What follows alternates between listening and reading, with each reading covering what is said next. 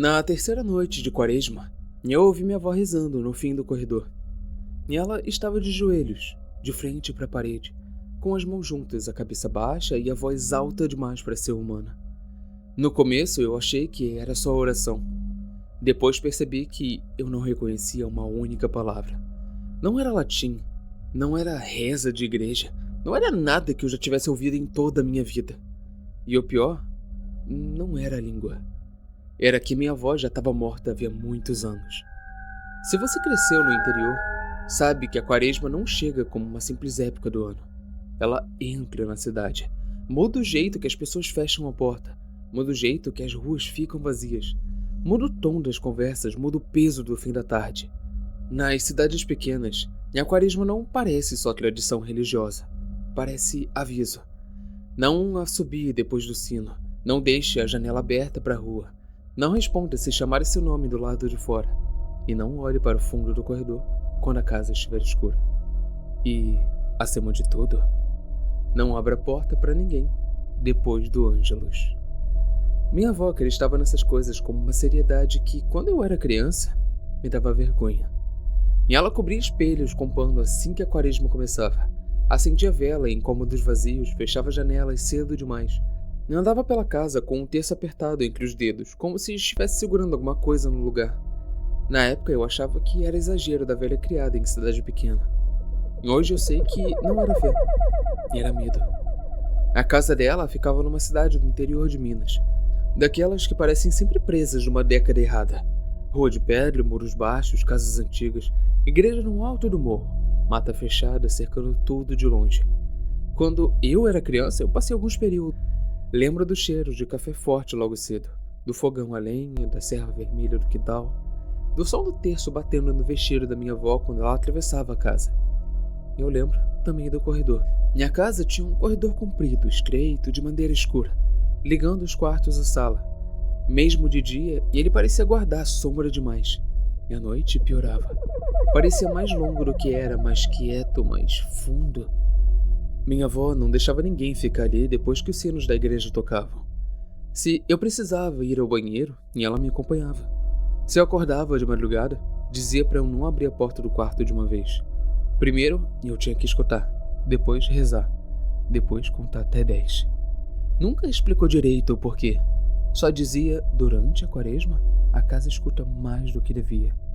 Eu nunca entendia. Nem minha mãe gostava de tocar no assunto. Quando eu tinha 15 anos, ela simplesmente parou de me levar para aquela casa na quaresma. Sempre inventava uma desculpa, algum compromisso, alguma doença, alguma razão pequena demais para parecer verdadeira. Uma vez eu perguntei o porquê, e ela respondeu sem me olhar. Tem medo que envelhece junto com a gente, e tem medo que espera. Foi a única vez que eu vi minha mãe falar da casa com a mesma expressão da minha avó. E ali, foi o que me contaram, pelo menos. Encontraram o corpo na sala, perto de uma imagem de Nossa Senhora e de um copo d'água pela metade. Disseram que foi o coração. E eu aceitei isso por muito tempo, porque era mais fácil aceitar uma morte comum. A minha mãe manteve a casa fechada depois disso. Pagava alguém para limpar de vez em quando, resolvia imposto, vazamento, alguma coisa no telhado, mas nunca mais passou a noite ali. Pouco tempo depois, a minha mãe também morreu, e foi assim que a casa caiu para mim. Não como lembrança, não como herança bonita, como obrigação. Documentos, móveis, caixas, papelada, objetos velhos demais para vender, importantes demais para jogar fora sem culpa. E eu fui até lá com o meu marido, Daniel, e com a nossa filha, Helena, de 6 anos. A ideia era simples, ficar 2 ou 3 dias, resolver o que desse e voltar. Era quaresma quando chegamos, eu devia ter esperado outro mês, mas a gente sempre acha que certos medos morrem junto com quem os carrega. E acha que superstição apodrece com o tempo. E acha que luz elétrica, carro e celular são suficientes para deixar uma casa antiga menos antiga por dentro. Chegamos no fim da tarde. A cidade já estava errada. Não vazia de um jeito comum, vazia de um jeito atento. E as poucas pessoas na rua andavam rápido demais. Ninguém parava para conversar, ninguém ficava à porta. Ninguém olhava muito tempo para a casa da minha avó. Quando estacionei em frente ao portão, uma mulher que varria a calçada do outro lado levantou o rosto. Me reconheceu depois de alguns segundos e fez sinal da cruz antes de entrar correndo. Daniel viu e riu. Eu não. A casa estava pior do que eu me lembrava. Mais úmida, mais escura, mais silenciosa. O cheiro de madeira antiga, pó, pano guardado e coisa fechada havia anos, vinha em ondas. As imagens de santo continuavam nas paredes. Os móveis pesados continuavam no mesmo lugar. Os quadros antigos pareciam evitar o olhar de quem passava. E o corredor? O corredor continuava igual. Comprido, estreito, quieto demais. Naquela primeira noite, eu já senti que havia alguma coisa errada ali. Eu não ouvi nada ainda, não vi nada. Foi só a sensação de que a escuridão do fundo do corredor não era a mesma do resto da casa. Daniel passou o jantar reclamando da umidade, do cheiro, da falta de sinal e da cidade parada. Helena mal comeu, ficava olhando por cima do meu ombro na direção do corredor, como criança que tenta não encarar uma coisa que a incomoda. Quando os sinos da igreja tocaram ao longe no fim da tarde, senti um aperto súbito no peito. Sem pensar, eu me levantei e fui fechar a porta dos fundos. Só depois eu percebi o gesto. Era da minha avó. O mesmo movimento rápido, a mesma urgência sem explicação. Daniel riu e perguntou se a cidade já tinha me contaminado. Eu tentei rir de volta, mas eu tranquei a porta mesmo assim. Naquela madrugada, eu acordei perto das 2 da manhã com um som vindo do corredor. Um roçar baixo, lento, rente ao chão. Eu fiquei imóvel na cama. Então eu ouvi de novo. Roçar, pausa, roçar. Não parecia um rato. Não parecia vento. Não parecia madeira estalando. Parecia tecido sendo arrastado pelo assoalho. Eu pensei em levantar, mas eu não levantei. Eu fiquei ali olhando para a escuridão do quarto, ouvindo o som se aproximar por alguns segundos e depois se afastar. Na manhã seguinte, eu tentei me convencer de que era impressão minha. Eu passei o dia abrindo armários, separando roupa velha, mexendo em caixas de papel, fotografias antigas e documentos embolarados. Havia fotos da minha mãe criança, fotos da minha avó jovem, fotos de gente que eu já nem sabia nomear. Helena brincava no chão da sala com uma boneca antiga que encontrou numa caixa. Daniel saiu para comprar água, pão e algumas coisas numa venda perto da igreja. Voltou irritado. Disse que a cidade inteira parecia doente, que ninguém falava mais do que o necessário, que quando ele perguntava alguma coisa, as pessoas respondiam olhando para nossa casa antes de ir embora. No começo da tarde, enquanto eu limpava uma gaveta no quarto antigo da minha mãe, Helena apareceu à porta e perguntou: Mãe, a Bisa morava sozinha mesmo? Eu disse que sim. E ela ficou alguns segundos em silêncio e depois perguntou: Então, quem reza com ela à noite? Eu parei na mesma hora. Eu perguntei do que ela estava falando. Então, Helena respondeu com a naturalidade que só criança tem. A velha que fica ajoelhada no corredor quando a casa dorme. O quarto inteiro pareceu ficar mais frio. Eu perguntei se ela tinha visto alguém. Eu não vejo direito. Eu só ouço. Parece reza, mas errada. Eu tentei não mostrar medo. Eu perguntei se ela tinha contado isso ao pai. Ela disse que não, porque ele ia dizer que era sonho. Naquela tarde eu fui até a venda sozinha. Queria perguntar sobre a casa, sobre minha avó, sobre qualquer coisa que me fizesse sentir menos absurda. A mulher do balcão devia ter quase a idade que minha mãe teria se estivesse viva. Quando eu falei meu sobrenome, ela me olhou como quem reconhece alguma coisa que preferia não ter reconhecido. Perguntou se eu estava dormindo na casa, e eu disse que sim. Então ela fez uma pausa longa demais antes de responder. Não devia dormir lá na quaresma. Eu perguntei por quê, e ela abaixou a voz. A tua avó passou anos segurando aquilo na base de oração. Quando ela morreu, a casa ficou sem ninguém. Eu perguntei o que era aquilo. Minha mulher me olhou do jeito que gente no interior olha quando sabe mais do que quer dizer. Depois respondeu: nem tudo que se ajoelha numa casa está rezando para Deus. Saí de lá com um gosto ruim na boca. Na volta eu passei diante da igreja. A porta estava aberta. Lá dentro, um padre velho apagava velas do altar. Eu entrei por impulso. Perguntei se ele conhecia minha avó. Ele disse que sim. Perguntei se havia algum problema naquela casa. Ele demorou para responder e depois disse: Sua avó rezava demais para quem queria tanto silêncio. Eu não entendi. Então ele acrescentou: tem oração que protege, tem oração que segura, e tem oração que só serve para dizer alguma coisa que ela foi percebida. Eu perguntei se ele estava falando da casa. Ele não respondeu, só disse que se eu ainda pudesse, saísse da cidade antes do sino. Eu voltei pior do que eu saí. Eu contei parte da conversa ao Daniel e ele ficou irritado. Disse que a cidade inteira vivia de susto velho e superstição, que terminaríamos tudo o mais rápido possível e iríamos embora na manhã seguinte. Eu queria acreditar nele, mas naquela mesma noite, eu encontrei uma coisa que minha mãe tinha escondida. No fundo falso de uma gaveta trancada no quarto dela, havia um caderno pequeno, encapado em tecido escuro. Não era exatamente um diário, eram anotações curtas, espalhadas, feitas em anos diferentes, em momentos que pareciam ter sido escritos às pressas. Numa página lia-se: nunca fique no corredor depois do sino.